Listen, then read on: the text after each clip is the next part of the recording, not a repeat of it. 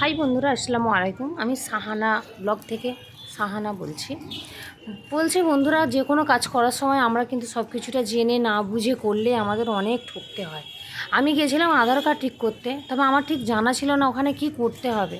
তো লাস্ট পর্যন্ত এমন একটা পরিস্থিতিতে পড়লাম, আমি ওখান থেকে বাড়ি ফিরে আসতে হলো আমাকে।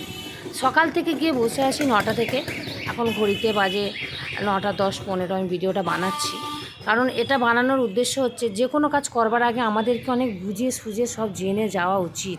আমি অনেক দূরেই গেছিলাম, জায়গাটার নাম হচ্ছে ডোমজু। ওখানে গেছিলাম আমার আধার কার্ডটা ঠিক করার জন্য। তো বন্ধুরা, ওখান থেকে কেউ কিছু বলে দেয়নি যে কী কী লাগবে, কী কী প্রয়োজন, কী কী করতে হবে।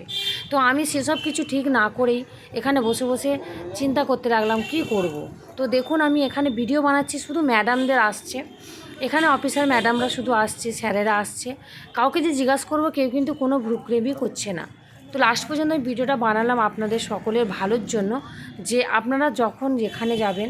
তো লাস্ট পর্যন্ত অফিসে গেলাম, গিয়ে যে পরিস্থিতিটা হলো সেটাই আপনাদের সঙ্গে দেখাচ্ছি।